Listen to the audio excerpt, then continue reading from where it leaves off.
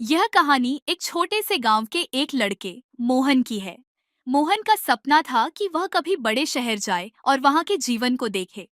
एक दिन गांव में एक खबर फैल गई कि अगले सप्ताह एक रेलगाड़ी बड़े शहर से गांव तक आने वाली है।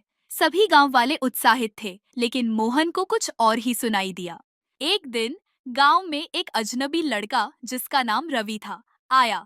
वह शहर से था और हवेली के बारे में बहुत कुछ सुन चुका था। उसने सोचा, क्या पता इस हवेली में छुपा खजाना मुझे बहुत अमीर बना दे।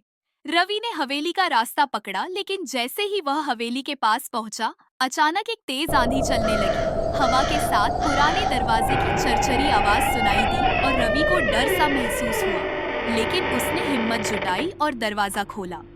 अंदर घुसते ही वह देखता है कि हर दीवार पर रहस्यमयी चित्र बने हुए थे और एक अदृश्य सी शांति वातावरण में व्याप्त थी। रवि ने धीरे धीरे कदम बढ़ाए और एक कमरे में दाखिल हुआ जहां एक पुराना संदूक रखा था। संदूक बहुत ही घना और जंग लगा हुआ था। वह संदूक खोलने के लिए जैसे ही पास बढ़ा, अचानक कमरे का दरवाजा बंद हो गया। रवि चौंका। अंदर का वातावरण अचानक बदल गया था। उसे लगा कि कुछ गलत हो रहा है। वह संदूक खोलने की कोशिश करता है, लेकिन संदूक का ताला ऐसा था कि किसी भी साधारण चाबी से वह खुल ही नहीं रहा था।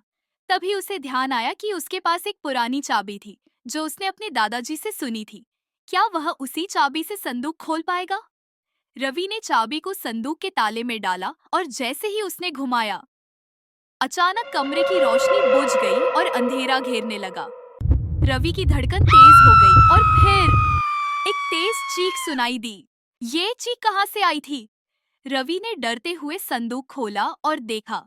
वह खजाना नहीं था, बल्कि एक पुराना पत्र था जिसमें लिखा था, जो इस संदूक को खोलने की कोशिश करेगा वह कभी नहीं निकल पाएगा। तभी रवि ने महसूस किया कि वह हवेली से बाहर नहीं जा सकता था।